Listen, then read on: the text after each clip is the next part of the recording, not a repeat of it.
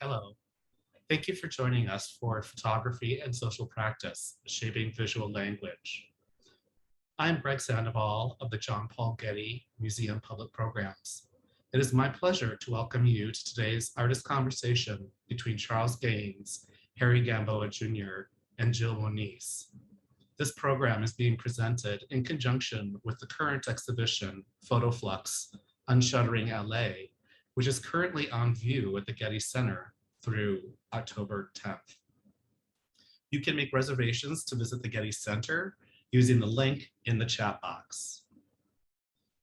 I'm joining you from my home in Los Angeles on the traditional, ancestral, unceded territory of the Gabrielino Tongva peoples, past, present, and future, with honor and respect for the deep history of this region. Before I introduce our guests, I wanted to share a couple of program details. To access live captioning, click the CC icon on your Zoom menu bar at the bottom of your screen. Also, feel free to submit questions to our panelists at any time during the conversation through the Q&A function. The exhibition, Photoflux Unshuttering LA, was organized by independent curator Jill Moniz and features 35 acclaimed photographers with ties to Los Angeles communities. The primarily Black, Indigenous, and people of color artists in this exhibition have radically transformed photography to express their own aesthetics, identities, and narratives. Jill Moniz is an independent-minded curator of visual narratives. Her curatorial investigations launched from her project Space Quotidien and the nonprofit Transformative Arts support local artists in site-specific installations and exhibitions that create much-needed visual language for the greater good. In addition to Photoflux, her noted exhibitions in LA include LA Blacksmith at the California African American Museum and The Riddle Effect at Craft Contemporary. A pivotal figure in the field of conceptual art, Charles Gaines has long employed a generative process to create a series of works in a variety of mediums. By creating space between a specific symbol and the systems applied to its representation through measurable values of color, Gaines' distinct approach forges a critical link between first-generation American conceptualists and subsequent generations of artists who are pushing the limits of conceptualism today. Charles lives and works in Los Angeles, where he has been a member of the California Institute of Art faculty since 1989. His work is currently the subject of 2 solo exhibitions at Dia Beacon and the San Francisco Museum of Modern Art. Other notable exhibitions include a mid-career survey at Pomona College Museum of Art and the Pitzer College Art Gallery in Claremont, as well as a museum survey of his grid work at the Studio Museum in Harlem and the Hammer in LA. In 2019, Gaines received the 60th Edward McDonald Medal. Harry Gamboa Jr.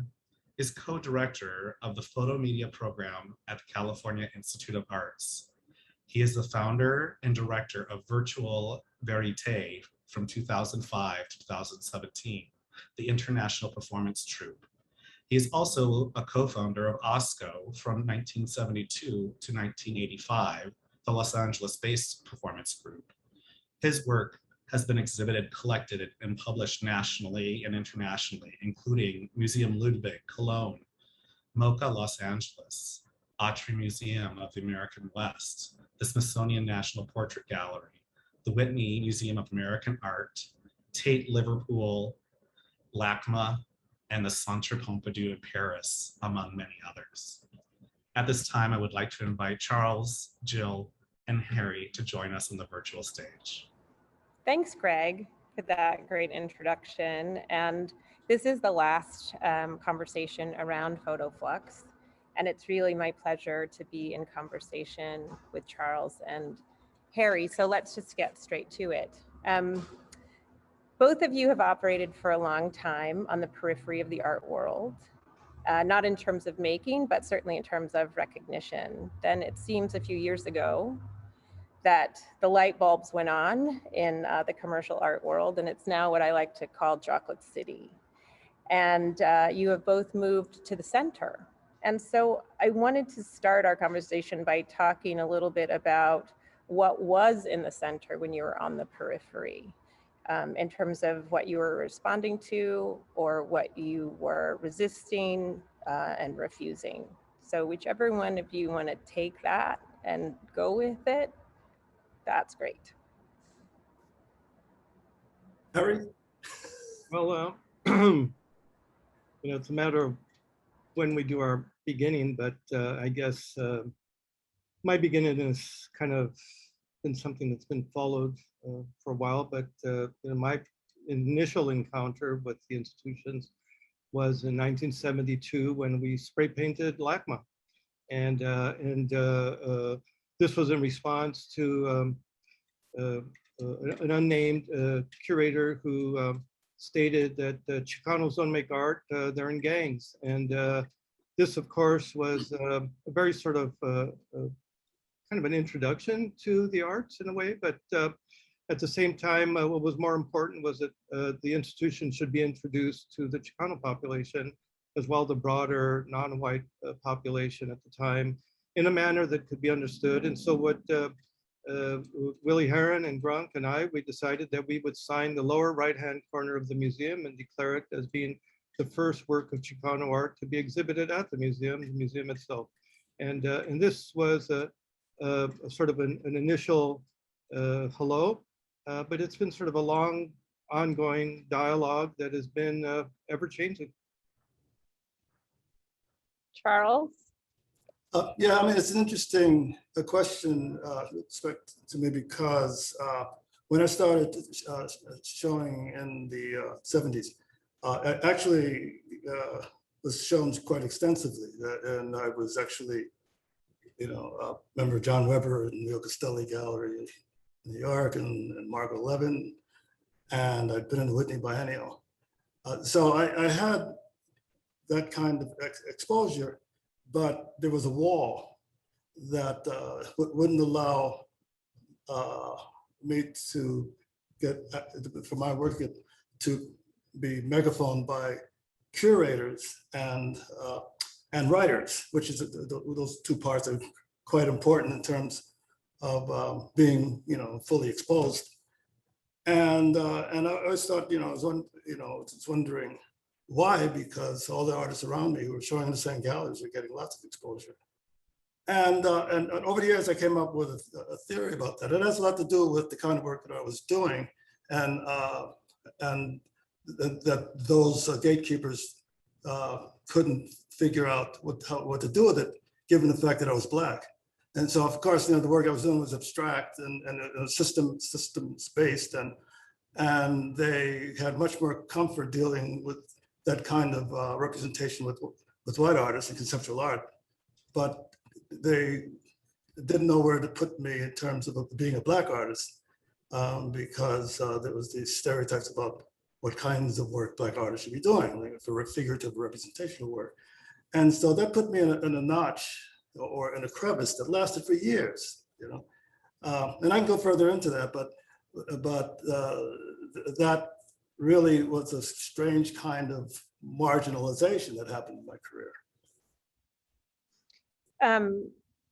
So I want to sort of keep talking about that, but also talk about the ways that the work that you guys were making at that time and continue to make now felt very radical, as you say, Charles, and there weren't a lot of champions for you to move forward. But you both have done a lot of interesting things with photography, and I wanted to talk about that and get into the ways that the work that you were doing was somehow different. So I'm going to pivot to Harry for just a second.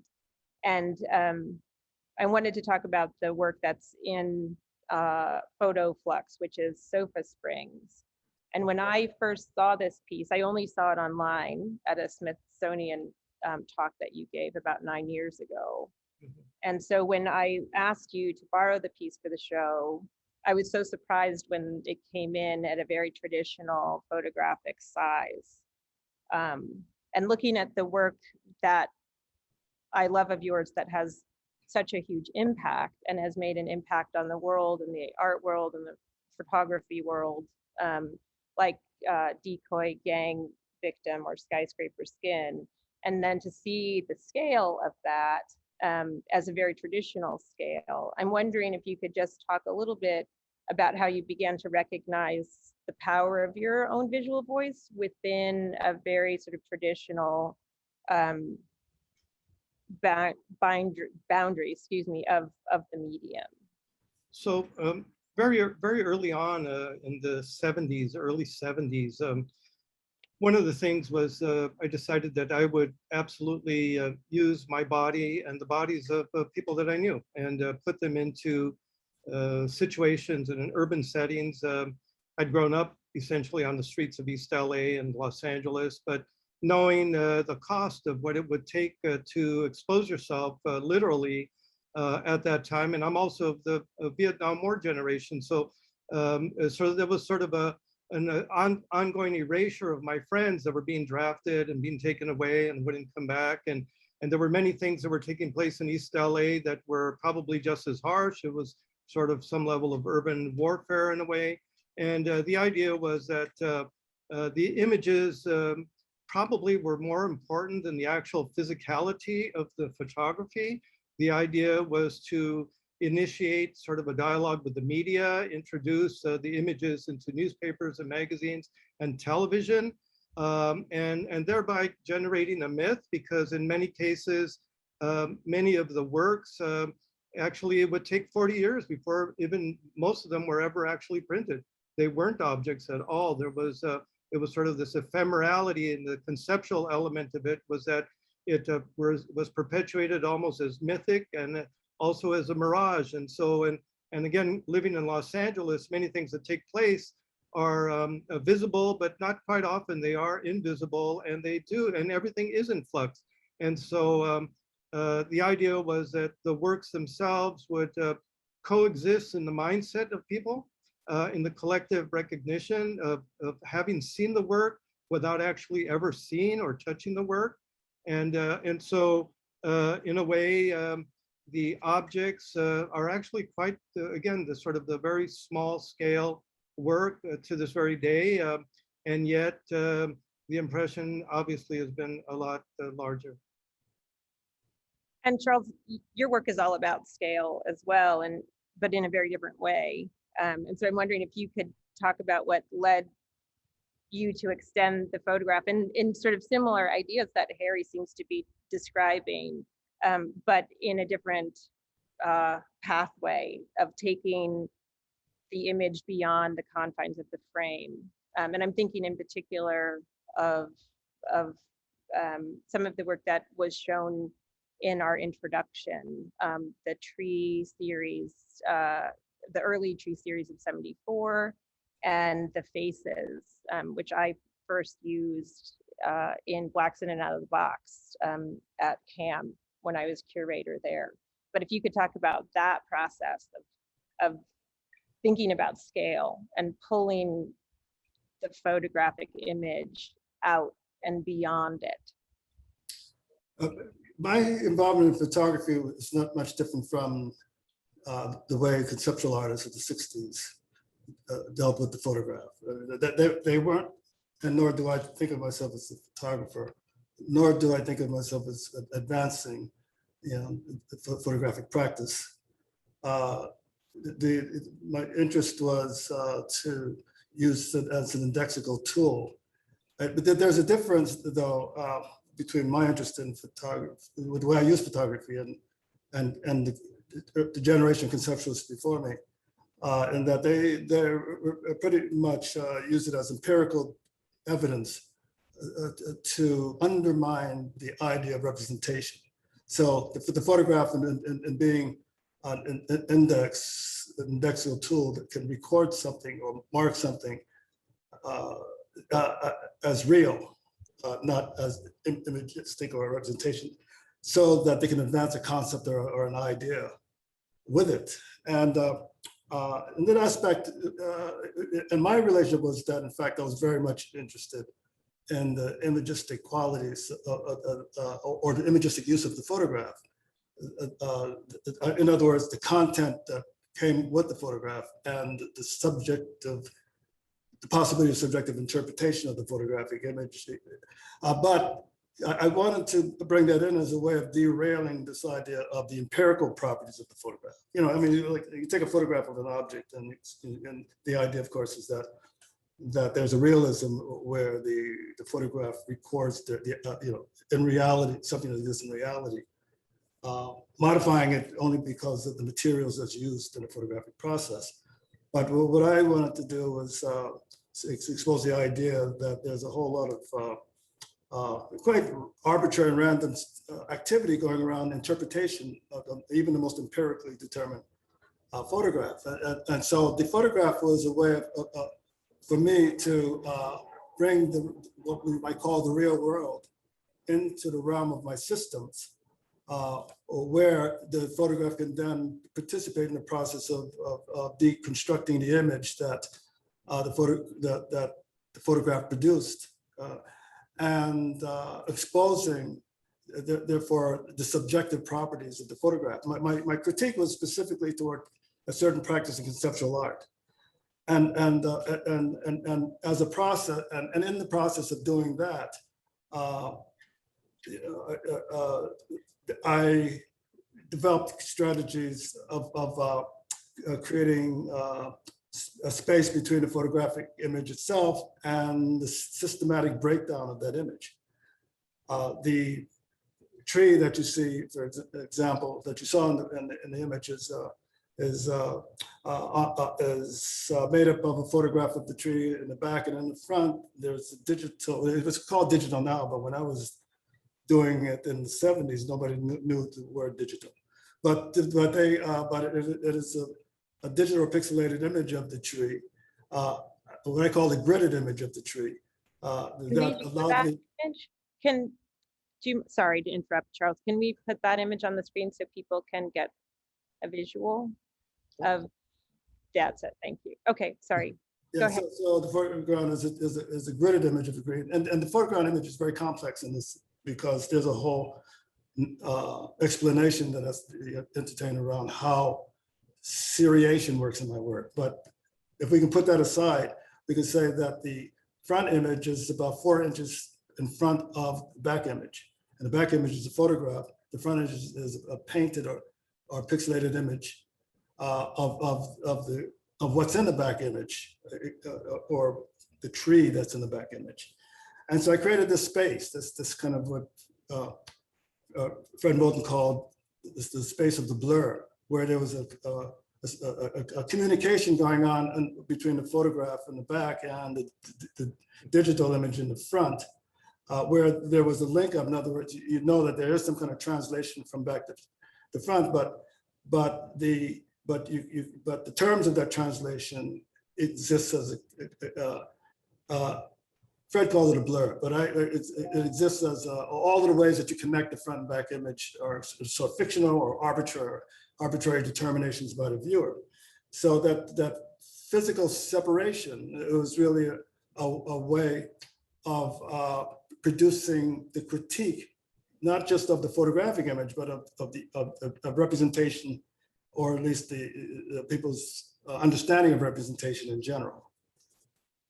So both of you, I think, interrogate systems and the concept of systems in really different ways, and both of you arrive at, and purposely, I think, as you just described, create a space of liminality for the viewer to then build their own relationship to the work. And I'm interested, Charles, in when you talk about, and what I tried to do in PhotoFlux was to bring artists into the Getty that really did try to resist and refuse that empirical index that photography is historically for people of color in particular.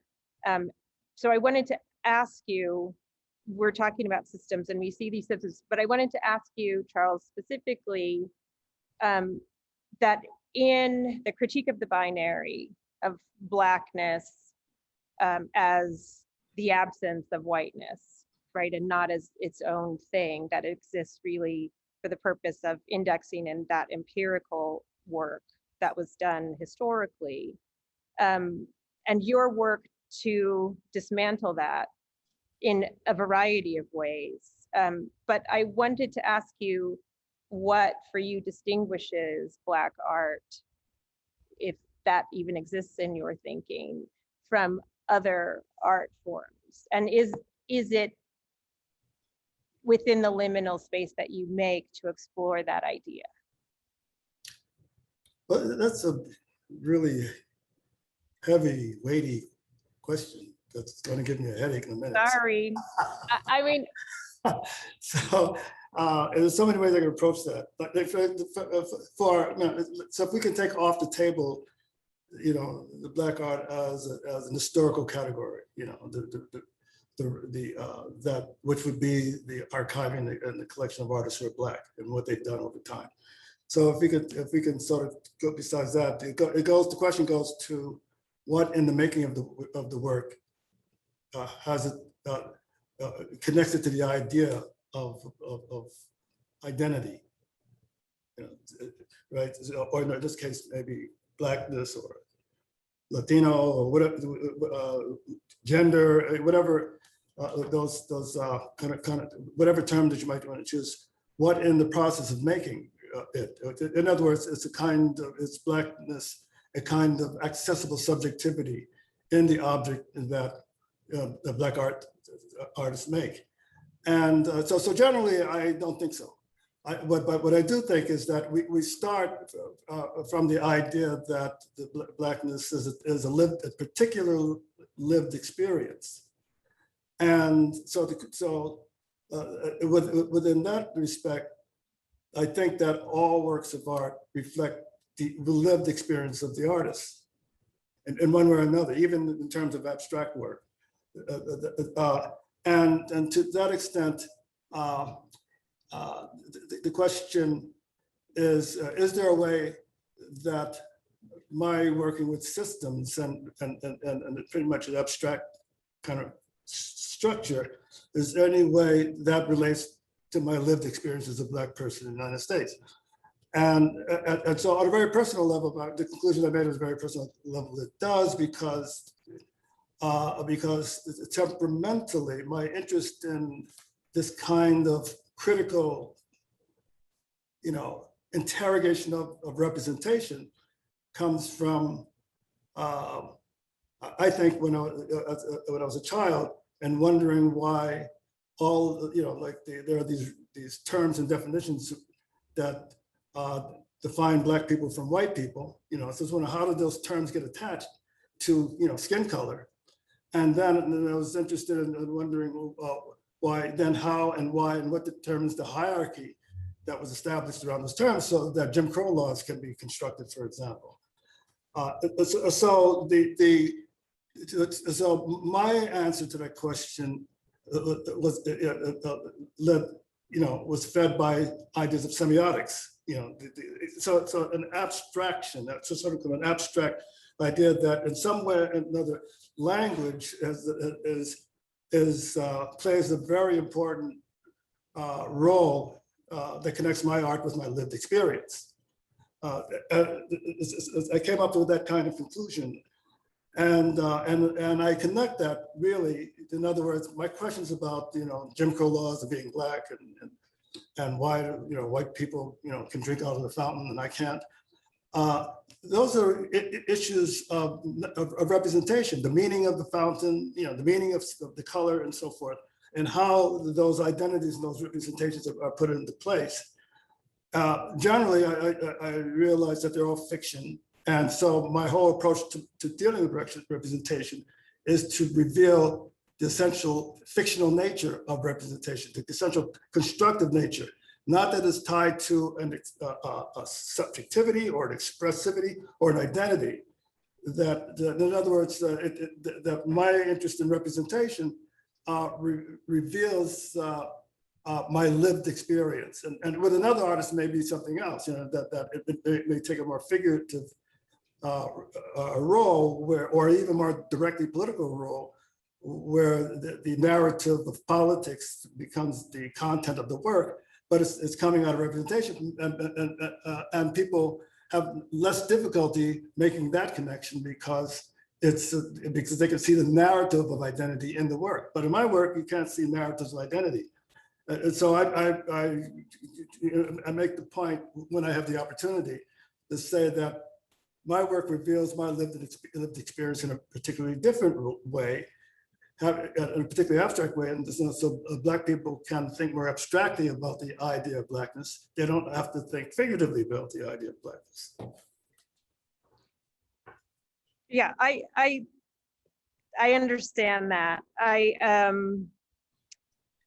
guess I was looking more specifically, if that is the thing, about how you see your work, I guess, vis-a-vis other work made about Blackness.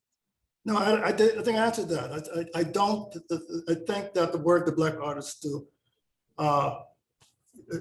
cover a wide array of strategies of strategies. Right. I mean, I don't think Blackness is a model.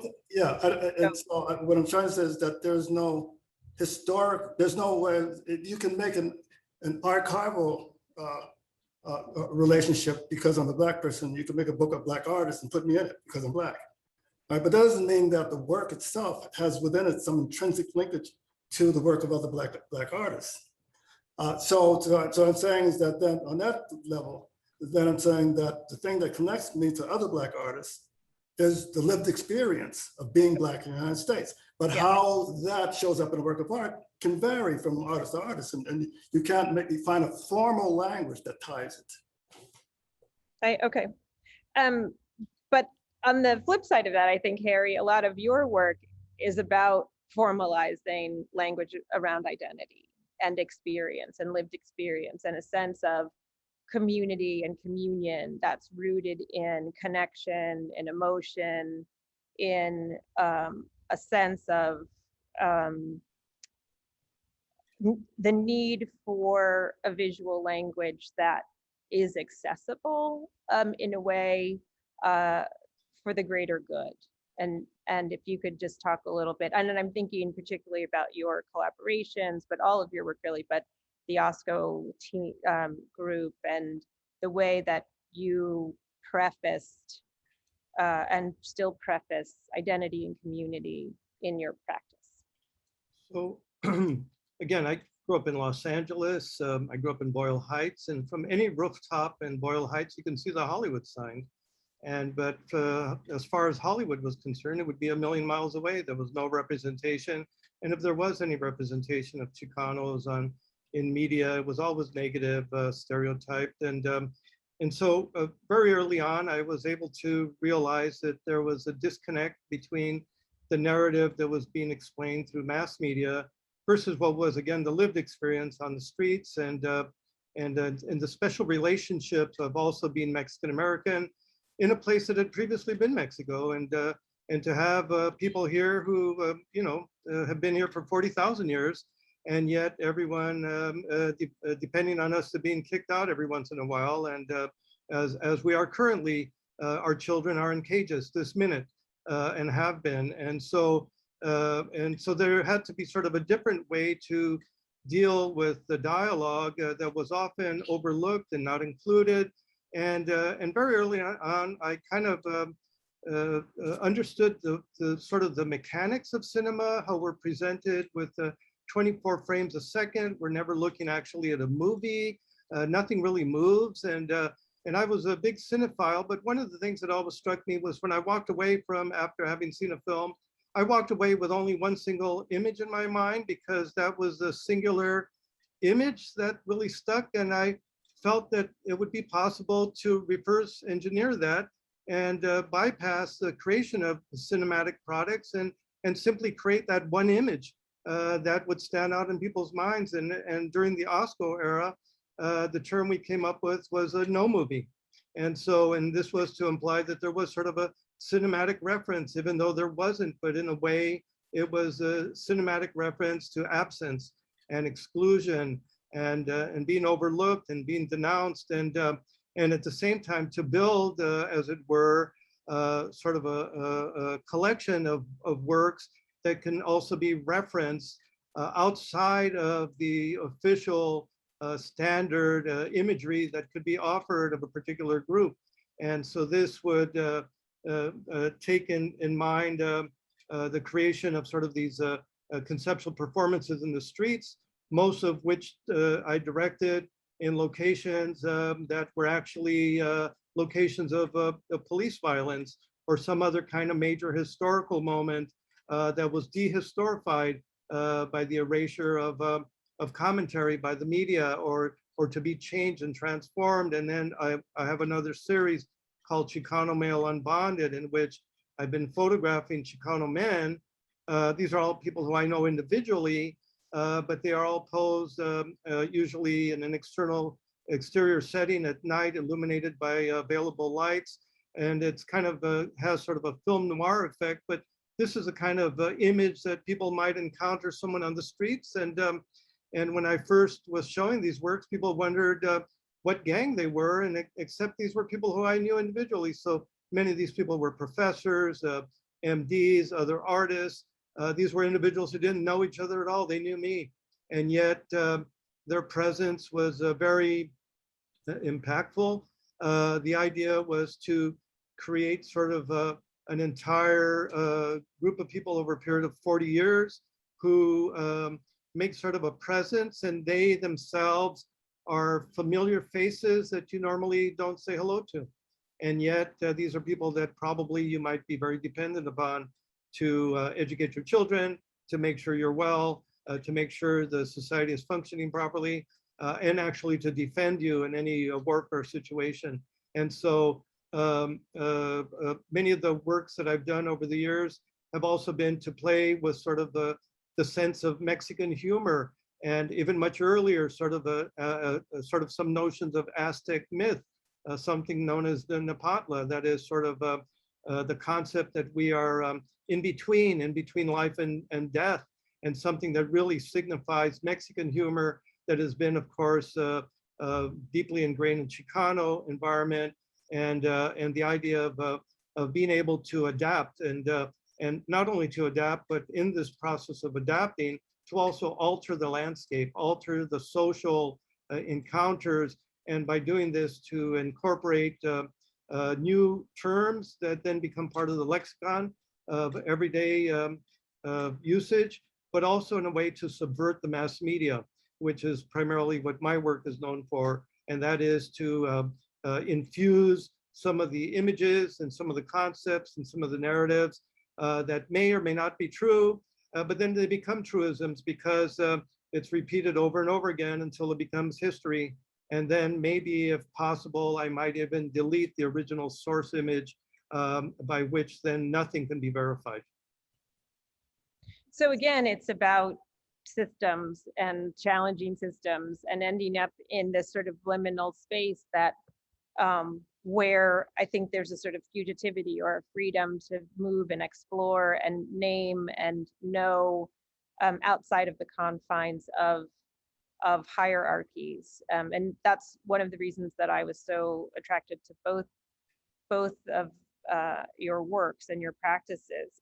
Harry, I wanted to ask you though a little bit, I'm sure you're tired of thinking about high school, but I know that it was at Garfield High that you met Gronk, and you met Patty, and you met the artists that you would work with and for your lifetime. And you know, in a sense of community and a sense of just being supported by one another. If you could talk a little bit about how that feels, because there are a lot of artists who have been sort of toiling in what they think of as sort of isolation and obscurity. And what was it like really to have a cohort that was with you? Well, you know, my particular generation in East LA really was made up of mostly of people who had migrated from El Paso, Texas. And the people that came in the 30s had actually been influenced by the Mexican Revolution. And in the Mexican Revolution, there were new technologies, new understandings of what revolution meant. It also meant revolution in terms of education and art, and also the infusion of multiple languages. And of course, Mexico has been in an engagement with Europe. In fact, we just had the 500-year anniversary of the encounter with the Spaniards. And basically ever since, there's been sort of a dialogue with European ideas, and at the same time, Mexicans contributing to European ideas. And of course, the American ideals are slightly different, and sort of this conflict erupted 200 years ago in the Mexican-American War. And thus, we exist in a place that was multiply conquered in a way. And yet at the same time, we've never gone away. And at the same time have influenced the direction of where it's headed anyway. And so part of the work has always been on how do we generate codes that can be understood amongst ourselves and others. And so for me, it's always been a matter of having fun. And the way I've always viewed fun is that the first thing the oppressor wants to do is eliminate your fun. So I'm come from a way of like, the more I get punished, the more fun I'm going to have, and the more fun you're going to have. And so, and this is through the kind of work and the kind of ideas that I might generate through the creation of the works, and the utilization of public space is really important in my work, and the existing architecture, and what happens when you incorporate actions that don't seem to match the expected behavior or the expected imagery to cohabit the same frame of an image. And so this has sort of been sort of ongoing, and as of course has changed since high school. And of course now it's 50 years since high school, and yet in LA, the landscape is constantly changing. And one thing about Los Angeles is that the majority of the landscape and the architecture and the surface of Los Angeles completely artificial. And everything is either invasive or artificial or has been placed there. And very few things are actually indigenous here. And so into a very, very real way, we kind of live almost in a movie set. And yet things play out in real time and play out in real lives. And part of it is that we all take on a particular role, and very definitive roles. And it's not like this in most places, where we kind of live our lives as though we are being part of this ongoing cinematic experience. And so the dialogue takes place that way, and the myth, and everything is noir, and everything at the same time is an absurd situation. And so, for instance, even the disparity of wealth in Los Angeles, we can have the most expensive cars park themselves, and when you come back to drive it away, you have to sweep the homeless away. Or as you're going in different places, and there's just such a very abject poverty with abject wealth. How about we put that in that manner, coexisting? And yet, if you really do want to have some level of integration, you have to basically take the fast lane and take a look over the fence there, and you might be able to have that momentary encounter that otherwise you probably wouldn't have. Charles, do you see the sort of architecture and social fabric of Los Angeles as impacting your work or being an important part of your thinking, as Harry just described? The cultural, social, and academic space of Los Angeles, not so much the architecture or the architecture. Like And I didn't, infrastructure in general. Just so I think Los Angeles has been very good for me in terms of that since there's a rich academic as well as artistic community in Los Angeles, and both of those areas are very important for the movement of my work. So I don't really get ideas from being inspired by things that I sort of encounter intuitively, but I really get inspired by ideas that I find that other people have. And so for that reason, I need to be in an environment that's full and rich of these kinds of ideas. LA is great space for that. I love New York for that. I love London for that. I lived in Fresno for many years, and Fresno is not a place for that. But I was able to construct that kind of space within the university that I taught. You know, I mean, I like to think that, you know, that my work is based upon the very effective stealing of ideas of others. And so I need this kind of rich environment for that. The space, in terms of LA, this physical space is a problem for me. And so when, in one way, gentrification, as problematic as that concept is, and it's problematic as and the effects that it's produced in terms of cultures, communities, had this strange effect of shrinking communities that you, when I first moved to LA, you know, the space is incredibly bifurcated. And it was hard to move through communities like in New York, where it's very easy.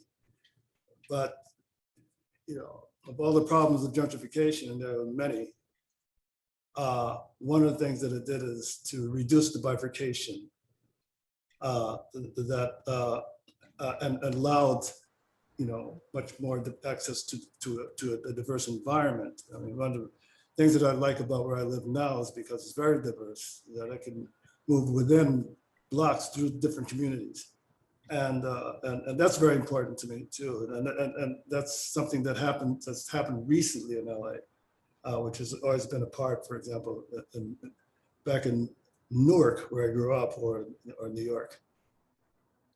Do you see your work, Charles, in a particular kind of conversation with Harry's work? Yeah, I'm just saying the guy's a genius. I mean, that's a conversation. Oh, here we go. Yeah, no, I'll throw that one back into another genius there. So there you go. Great, Charles. Great I mean, debate. outside of that sort of ego stroking thing, I mean, how do you, because you guys have a very different, you come from very different spaces in the art world, and you both teach at Cal Arts, and there are intersections and overlaps, and then places where your work really diverges, and so. Well, Harry and I mean, I don't know if Harry would label it something, but the thing that always attracted to me about Harry's work and his comrades is that they were really the first people to introduce, to take up conceptual practice and introduce a political narrative using conceptualist strategies, you know, because and that's where I root myself. I mean, dealing with content through what was known as empirical conceptual strategies, but camouflaging those strategies. In other words, they appear to be empirical strategies, but they're full of myth and nuance and fiction.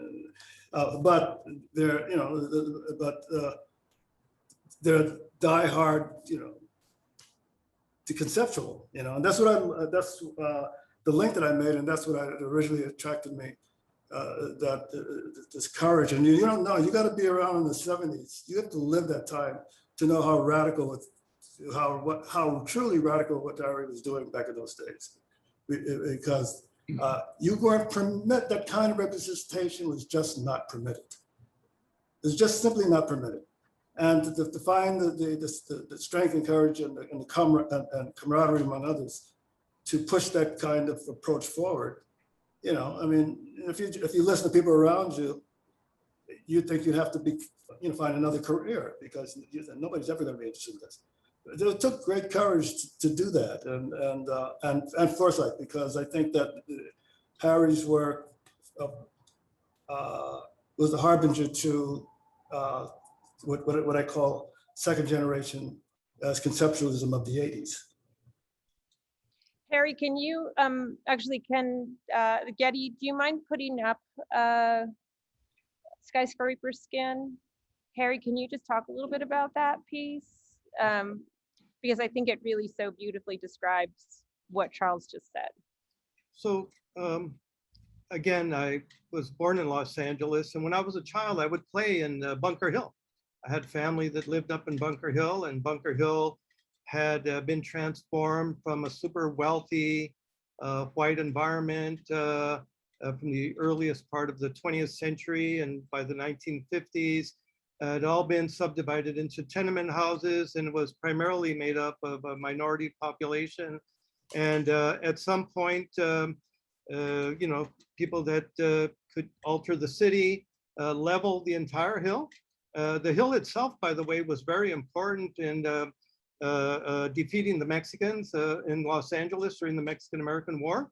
And so eliminating, wiping away history, sort of past history, and also almost current history at that point, and declaring it to become the economic center of Los Angeles.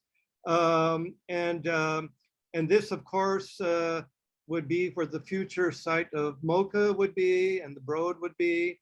But there was a bank that was instrumental in all of this, which was Pacific Security Bank early on, in terms of establishing corporate collections of some of Los Angeles-based artists that would exclude Chicano artists from their collection. And in the background, you could see the two buildings that belong to ARCO that also established one of the first major galleries. And if you showed in their gallery, and this is of course British Petroleum, you were kind of declared blue chip.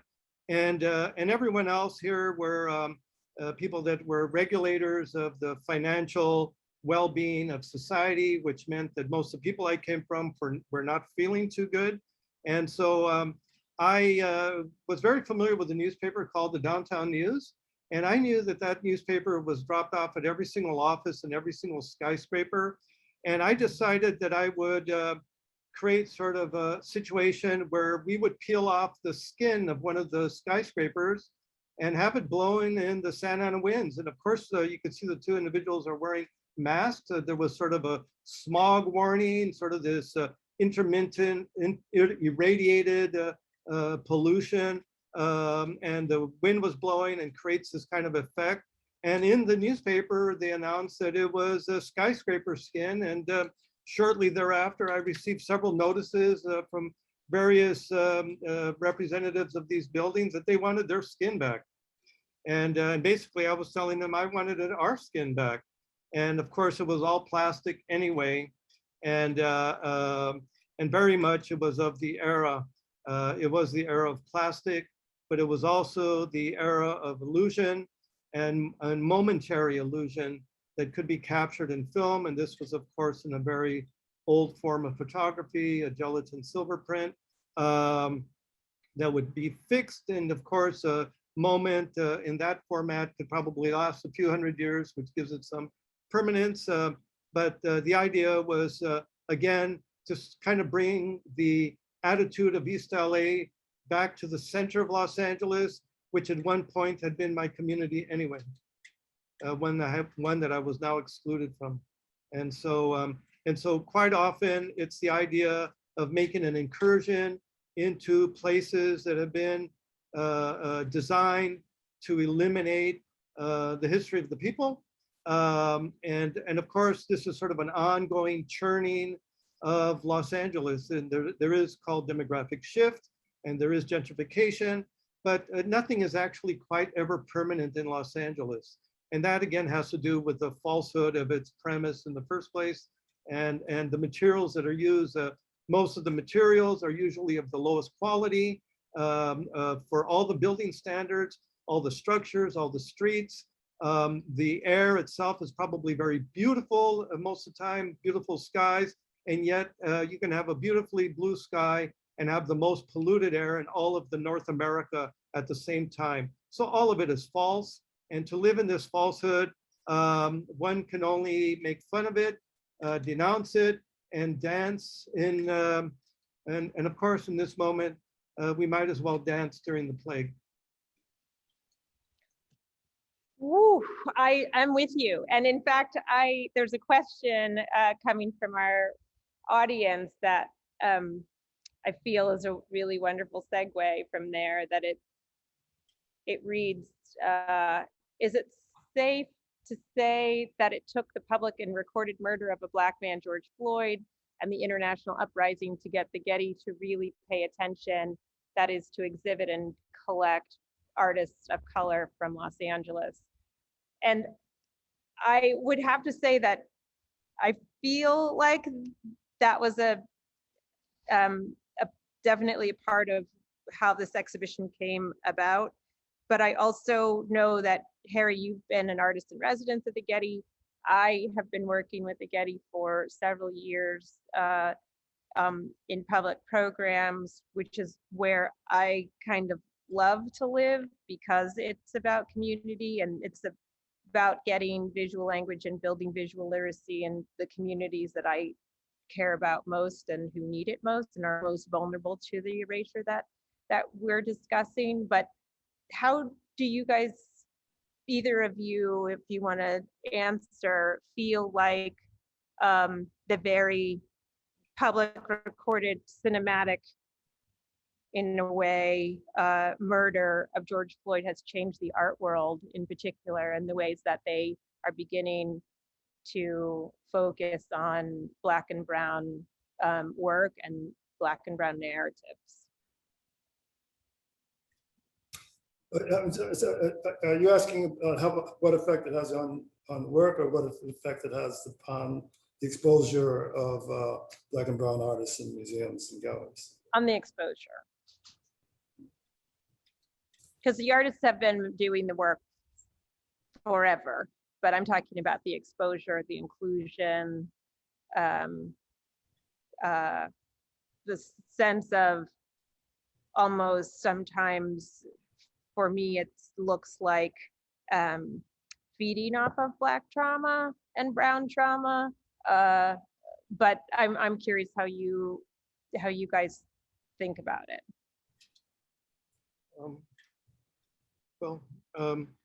I do recall in the 70s, there was the phrase, the revolution will not be televised, but there's sort of the counter. It's no one expected the horror of racism and violence to be televised so readily and so constantly. And you know, if we were to go back and if there would have been such the devices and technology that we have now, maybe there would have been some way to intercede on some of the additional violence that's taken place. But, you know, to recognize the horror and the ability of an individual to simply murder someone on screen and to feel enabled to continue to induce harm simply for the purpose of generating harm, which is something that's taken place since the beginning of time here in this country, as well as throughout the world. And it also reminds of the brutality of what it is to be human, and the need for all of us to have some level of humanity with each other, and to recognize that our institutions are absolutely responsible for promoting the relationship, an interrelationship with the institutions to support humanity and not to denounce humanity, and to recognize that we all have rights, we are all alive, we all deserve to be alive. And by and large, we're not actually all that different genetically whatsoever, and we're all on this planet together. And it's you know, there are some places where people make a lot of money resulting from inducing harm, but we have to figure out a way. And of course, we've been doing this, and Charles with his work and my work and many artists' work to create thoughtful pieces that generate ideas and imagery that promote peace and an understanding of each other, and actually to cause us to wonder how someone can come up with such brilliant ideas or wonderful things to look at, which are probably a lot better than going around and killing innocent individuals who simply are profiled as being suitable targets. Charles? Yeah, well, one of the concepts that was hard to communicate to let's say white people in general, is white privilege. That for years and years, even the most liberal of whites didn't really believe in the concept or how the concept of white privilege can be instrumental in putting together of types of institutional and systematic racist structures and fabrics that have these terrible effects on people's lives, and how white privilege allows you to blind you to the reality of the lives of people who are different. And what Harry said so elegantly about the final revolution, television of the revolution, televisioning of the revolution, like that. I think it made great headway in introducing white people to the reality of white privilege. And out of that, things that we've been talking about for years, particularly to museums in terms of lack of diversity, and to institutions in terms of lack of diversity, white people began to listen and say, well, maybe there is something to this idea that, that, for example, we all remember complaining, to museums that, they need curators of color, and the answer was, well, there aren't any qualified ones. Connecting that phrase, that statement, is incredible manifestation of blindness produced by white privilege. And how to break through that in terms of our own efforts in trying to convince people that there is racism. And I'm not saying you're a racist. I just said that there's racism. And trying to convince people that like we were knocking our heads against the wall. But when all of this video showed the brutality that Black people in the United States and Latinos have to live through, I think it began to sink in, and I think that museums and institutions and schools started to think about, how can we diversify? It's a complicated thing. In fact, I'm doing a panel in New York in a couple of weeks about, sort of what I'm calling white privilege 2, where the response to white privilege and the attempt at dismantling it takes the form of a new structure of privilege. So that in order to resolve the problems of diversification, the solutions have to come from white people.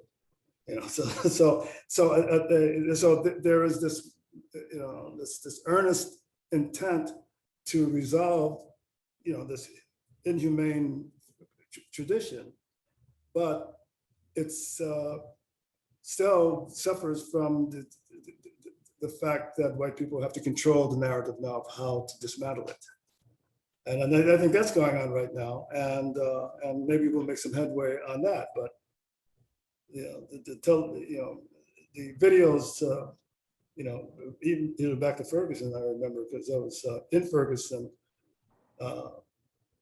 Well, actually, was in St. Louis just a week after the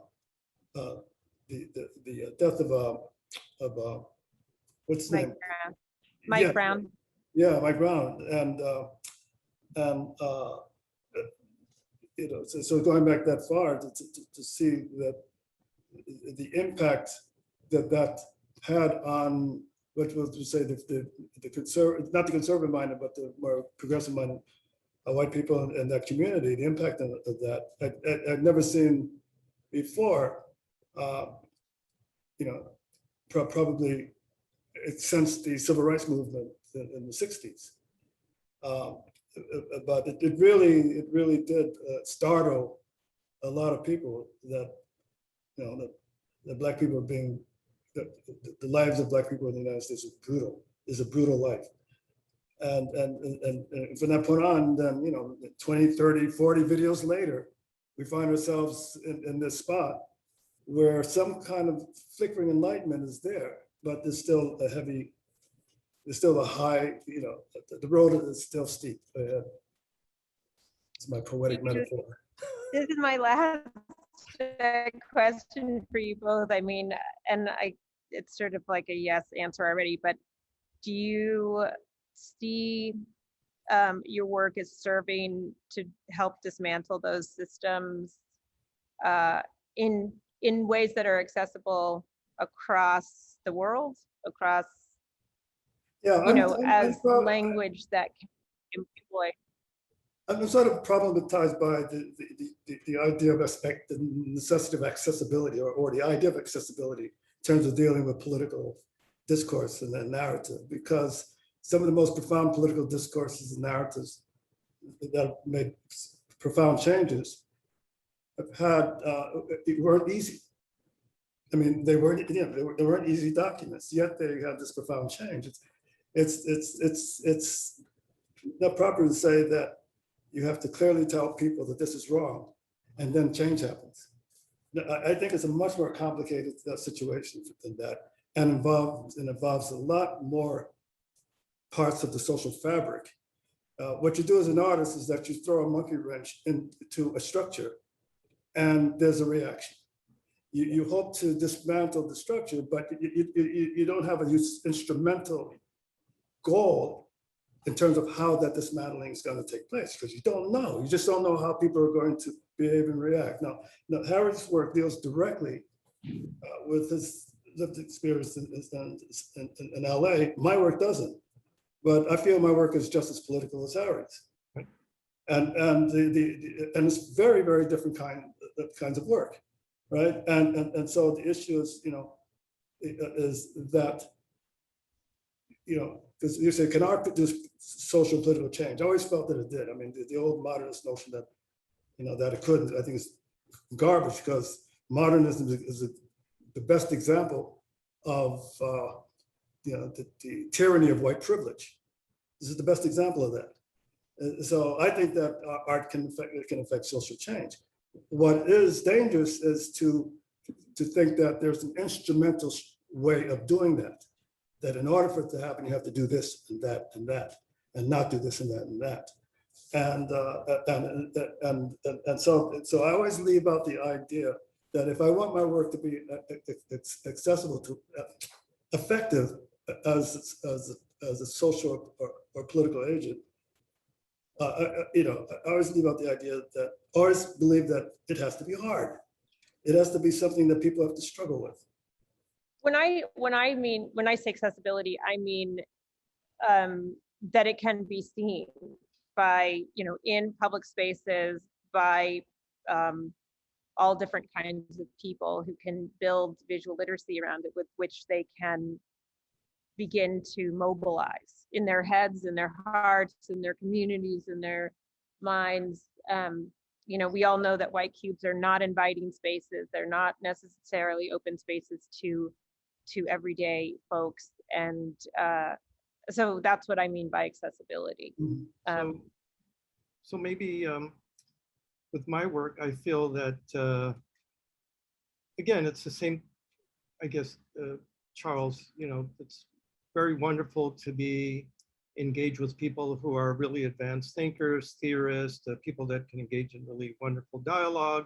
But it's also something to engage with people who are not really cognizant of that kind of relationship with their own lives and the environment. And sometimes it's necessary to introduce an image or a phrase or a term or an action that might generate a response in a way. And as artists, one can never really foresee what the result is going to be, but one can only be hopeful that it might positively impact the direction of things. And so, there's been many times I have taken a photograph and not thought much of it. And next thing you know, it takes on a life of its own. And maybe someone with a different trajectory will write a paper and affirm certain ideas that seem to emerge from the work. And then it trickles into other kinds of dialogues. And the same with terminology, things that are utilized to describe things and then referencing.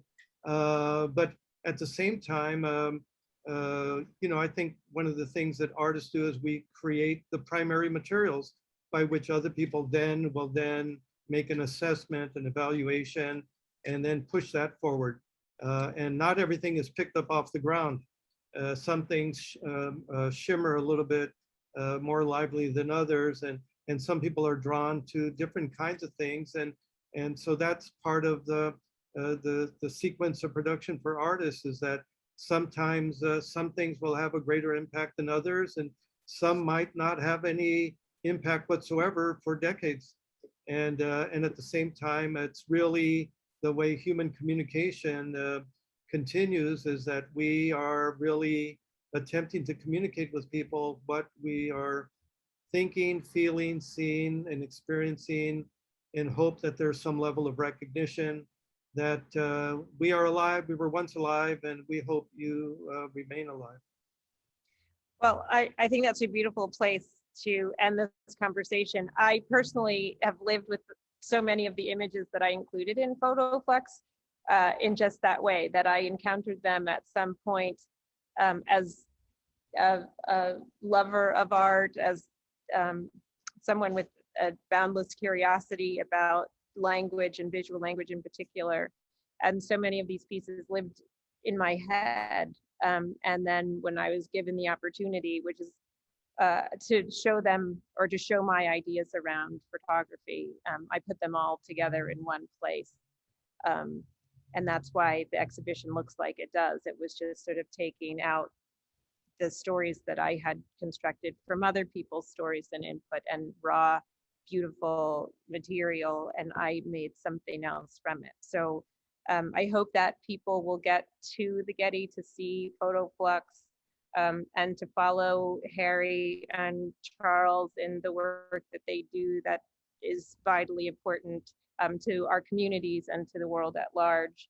And I thank everybody for coming and joining us today online, and we'll see you out in the world, and stay safe. Thank you, Thank you Jill. so much, everyone. Thank you, Jill. Thank you, Charles. Thank you, Harry. Thank you, Getty, and everyone for joining us.